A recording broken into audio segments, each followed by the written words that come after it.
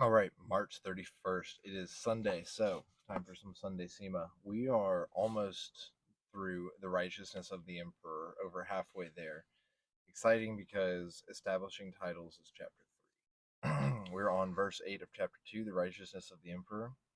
As for chariots, the Jia called them hook chariots, since they prioritized uprightness. The Yin called them tiger chariots, since they prioritized speed, and the Zhao called them premier chariots, since they prioritized quality.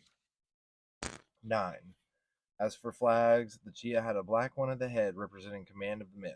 The Yin had a white one for the righteousness of heaven. The Zhao had a yellow one for the way of the earth. Verse 10. As for the insignia, the Jia used the sun and moon to emphasize brightness. The Yin used a tiger to emphasize domination, and the Zhao used a dragon to emphasize refinement. So each of these, the Yin, the Jia, and the Zhao, they all have their own, right? Their own kind of flair. Dragon and yellow and earth versus the Yin, domination, the tiger, righteousness of heaven. You can kind of see their Tao through their choice of representing themselves. Okay, and let's wrap it up with a very long one before we move to the Daily Stoic. Verse 11. If the army focuses excessively on domination, when the state will be submissive, but if the army is lacking in domination, the state will not be victorious. If superiors prevent the people from achieving righteousness, then the common people will be disorganized. They will not benefit from their skills and practices. The cows and horses will not carry out their tasks. When officials encroach upon the people, this is called excessive domination. So the officials are the politicians. This is excessive domination even in ancient Chinese times.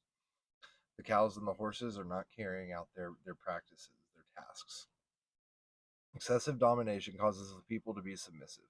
When superiors do not respect the virtue but permit cheating and wickedness, when they do not respect the Tao but permit bravery and strength, when they do not value those who obey commands but instead those who violate them, when they do not value good conduct but destructive conduct, when officials are humiliated, this is what is called a lack of domination. If there is a lack of domination, the people will not be victorious. If an army prioritizes a measured pace, if the people are at ease, then they will have adequate strength. Even in a state of war, when swords clash, the infantry will not rush and the chariot horses will not gallop. When pursuing a fleeing enemy, they will not forsake their formation, and so they will avoid chaos. The robustness of the army lies in regulation and discipline, so that nobody falls out of rank and no man or horse is cut off. Whether the troops move slowly or fast, they will not ignore commands and orders. Okay, so the robustness of the army lies in regulation and discipline so that nobody falls out of rank and no man or horse is cut off. Whether the troops are moving slowly or fast, they will not ignore commands and orders.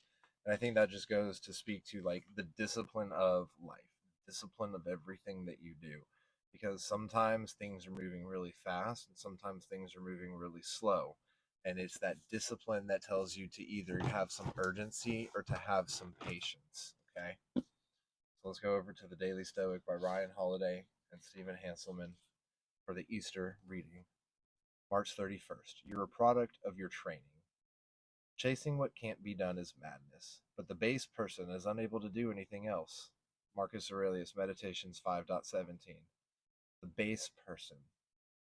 That's so based, right? Like that's like the term these days, based. But this is what it means. A dog that's allowed to chase cars will chase cars. A child who is never given any boundaries will become spoiled. An investor without discipline is not an investor, he's a gambler.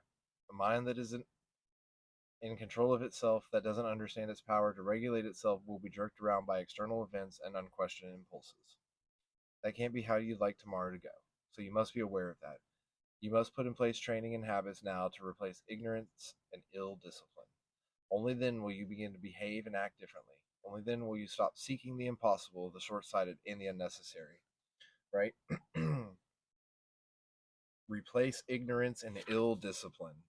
So, the opposite of ill discipline is well disciplined, just like the methods of the Sima is saying. Through discipline, the populace will be victorious. And metaphorically, the populace could be every day your everyday emotions, your fleeting moments, your fleeting memories, trying to define who you are. But as long as you have some form of discipline, something to lean back on, something to look to, whether times are going fast or slow, that is what's going to help you stand tall.